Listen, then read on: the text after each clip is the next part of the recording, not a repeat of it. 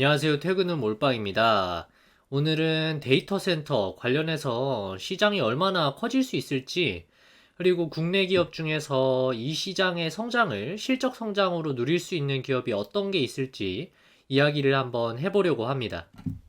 아시다시피 데이터 센터는 데이터를 저장하는 서버나 네트워크를 제공하는 어떤 특정 시설, 건물을 말을 하는데, 과거의 반도체 사이클에서 스마트폰, 노트북 이후에 수요가 크게 나타날 것으로 기대가 되면서 디램 시장에 훈풍을 가져올 것으로 예상을 했던 분야가 바로 서버입니다. 이런 서버가 들어가는 데이터 센터를 뜯어보면 그 안의 구조는 대략 이렇게 되어 있습니다.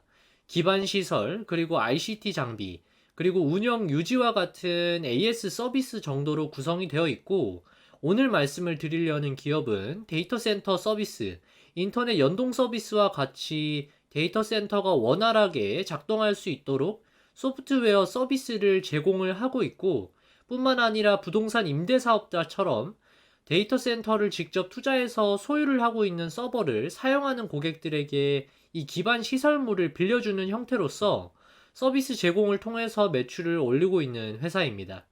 데이터 센터를 운영하는 데 있어서 열 관리라든지 습도 관리도 어렵지만, 이 IDC 사업이라고 하는 것은 인터넷 데이터 센터를 운영하는 것에 있어서 국가에서 지정을 해주는 사업체만이 할 수 있고, 때문에 전력 공급 이슈나 지진 등의 재해에도 전력이 꺼지지 않고 운영할 수가 있기 때문에 여러 대기업들이 IDC 사업자에게 비용을 지불하고 사용하는 것이 지금 기업체들이 선택을 하고 있는 가장 안정적이고 효과적인 방식이라고 볼 수가 있겠습니다. 자세한 내용은 영상 뒷부분 기업 분석을 통해서 말씀을 드리도록 하겠습니다. 데이터 센터는 최근 AI 시장이 본격적으로 상용화가 됨에 따라서 미국의 빅테크들을 필두로 국내에서도 여러 대기업들이 AI 시장을 국내 서비스에 적용을 하거나 신규로 AI 사업에 진출하는 경우가 상당히 많이 보이는데요.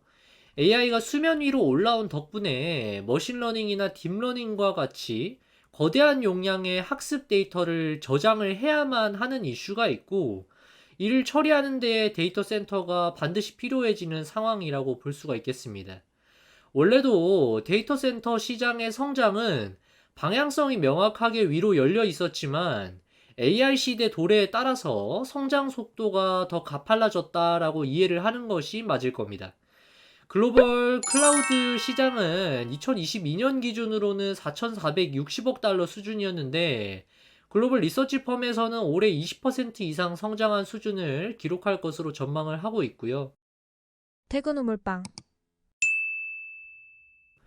그래서 오늘 소개하려는 기업은 KINX라는 기업인데, 이 기업은 대표적인 데이터 센터 시장 확대의 수혜주로 자주 거론이 되는 기업입니다. KINX의 매출 구조를 먼저 보시면 IDC, 인터넷 데이터 센터 매출이 80% 가까이를 차지를 하고 있고, IX, 인터넷 익스체인지, CDN, 컨텐츠 딜리버리 네트워크 매출 등에서 나머지 매출이 발생을 하고 있는 모습을 확인하실 수가 있습니다. 먼저 IDC 매출은 기존 고객사의 임대 공간과 데이터 사용량이 증가하게 되면서 매출이 늘어날 수 있는 구조이고, 신규 고객이 유입이 되면 추가 데이터 센터 이용료가 발생하기 때문에 이 또한 이제 IDC 쪽에서 매출 증가가 기여가 될 수 있는 부분입니다. IDC 구성, 매출 구성 내역을 세부적으로 뜯어보시면 공간 사용료와 네트워크 회선 사용료로 구분이 될 수 있는데, KINX는 IDC 매출은 70% 이상이 네트워크 이용료로 구성이 되어 있는 것으로 확인을 했습니다. 앞서 말씀드렸듯이 KINX는 회사에서 직접 투자해서 데이터 센터를 구축을 한 다음에 임대사업자처럼 고객들에게 데이터 센터 공간을 임대를 해주고 서비스 비용을 청구하는 방식이기 때문에, 결국에는 캐파라고 한다면 이 회사가 보유하고 있는 데이터 센터의 규모를 가지고 측정을 할 수가 있을 텐데요. 이 회사가 직접 소유하고 있는 데이터 센터는 도곡센터 한 곳이고, 현재 나머지는 다른 업체로부터 공간을 임대해서 사용을 하고 있는 구조입니다. 현재 도곡센터는 풀캐파로 돌아가고 있기 때문에 추가로 데이터 센터 확장을 하고 있는 것으로 알려져 있고, 과천에 짓고 있는 신규 공장은 놓을 수 있는 렉의 개수를 기준으로는 최대 2,500개 수준을 운영을 할 수 있는 공간으로 1,600억을 들여서 짓고 있고 있는 상황이라고 알고 있습니다.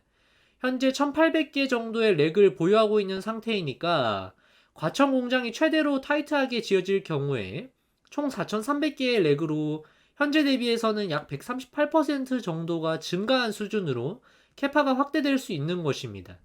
목표하고 있는 시기는 2024년도 상반기를 하고 있는데, 현재 캐파의 2.4배 수준이 되는 것으로 예상을 하고 있어서 단순히 계산해서 2024년에 과천 데이터 센터가 풀캐파로 돌아가게 된다라고 가정을 한다면 IDC 매출이 약 3배 정도 늘어날 수 있을 거라는 기대를 할 수가 있겠습니다.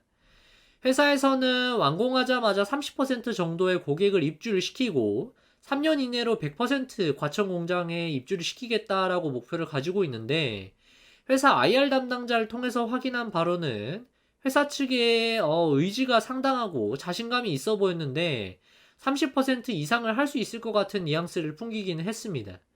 다만 반대로 시장에서 이 정도의 기대감을 가지고 미리부터 주가를 끌어올린다면 실제로는 2024년부터 빠르게 완공된 이 과천 데이터 센터에다가 입주가 빨리 안 될 경우에 기대한 실적 성장이 안 나오게 되면서 주가가 빠질 수 있다라는 점을 리스크로 작용을 할 수가 있는 부분입니다. 회사가 보유하고 있는 레퍼런스들을 한번 보시면 국내에서는 데이터 사용량이 가장 많은 기업일 것으로 보이는 네이버, 카카오, 삼성 SDS가 포함이 되어 있고, 글로벌 빅테크 기업들도 다수 포진이 되어 있습니다. 과거 주가 추이를 보시면 2019년경에 신규 클라우드 업체들을 고객으로 유입을 시키면서 주가가 크게 상승했던 구간이 있었고, 2020년 하반기에는 코로나로 인해서 재택근무 장기화 등으로 클라우드 도입이 확산됨에 따라서 수혜가 거론이 되면서 밸류에이션이 많이 올라왔었습니다. 지금은 다시 코로나 수혜 이전 수준으로 주가가 제자리를 찾아온 상황인데, 장기적으로 성장 궤도는 명확하다라고 생각을 하고 있는 기업입니다. 실적을 한번 보시면 2022년에 매출 1,100억 수준에 영업이익은 260억 수준을 기록을 하면서 계속해서 높은 OP 마진을 보이고 있습니다. 20%가 넘는 고마진을 보여주고 있는 상황입니다. 각 서비스별 매출 전망을 한번 보시면 2023년에는 이미 데이터 센터가 풀캐파로 돌아가고 있다라고 말씀을 드렸기 때문에 추가로 성장할 여지가 올해는 그리 크지 않아 보이는 상황입니다만, 내년부터는 본격적으로 완공이 되는 과천에 신규 센터가 있기 때문에 이 부분을 계산을 해보고 나면 이런 숫자가 나옵니다.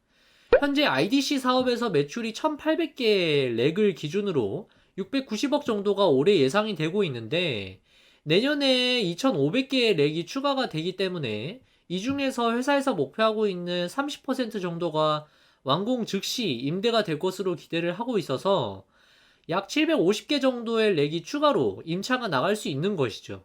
숫자로 계산을 해보면 대략 970억 이상의 수준으로 IDC 매출이 기대가 되고 있는 상황이고, 현재 수준의 마진율을 유지를 해준다고 하면 내년부터는 매출 성장이 20% 이상 발생을 하고, 이에 따라서 영업이익도 크게 증가할 수 있을 것으로 기대를 해볼 수가 있는 상황입니다. 종속회사로는 SP소프트라는 회사가 있는데 매출이 300억대 정도 나오고 있어서 KINX의 전체 연결 매출 중에서는 30% 정도가 여기서 발생을 하는 것이라고 볼 수가 있겠는데요. 최근에 스펙과 합병 공시가 나오면서 기대감이 조금 있는 상황입니다. SP소프트는 마이크로소프트의 SPLA, 서비스 프로바이더 라이센스 어그리먼트로서 설명을 드리자면 최종 고객에게 마이크로소프트의 라이센스를 제공하는 형태로 국내에 약 70% 비중을 차지를 하고 있는 업체이기 때문에 마이크로소프트의 유통업체로서는 1위로 알려져 있는 공식 파트너사입니다. 이 회사의 상장 예정일은 10월 24일이라고 하고, 최근에는 자회사가 상장을 성공적으로 하는 경우에 그 전후로 해서 지분을 갖고 있는 모회사 성격의 회사의 주가가 크게 상승했던 사례도 있었기 때문에 이때 전후로 이벤트로 작용을 할 수도 있겠다라는 생각입니다. 오늘 제가 준비한 영상은 여기까지입니다. 제 영상이 도움이 되셨다면 구독과 좋아요 부탁드리고 알림 설정까지 해두시면 다음 영상도 놓치지 않고 받아보실 수 있습니다.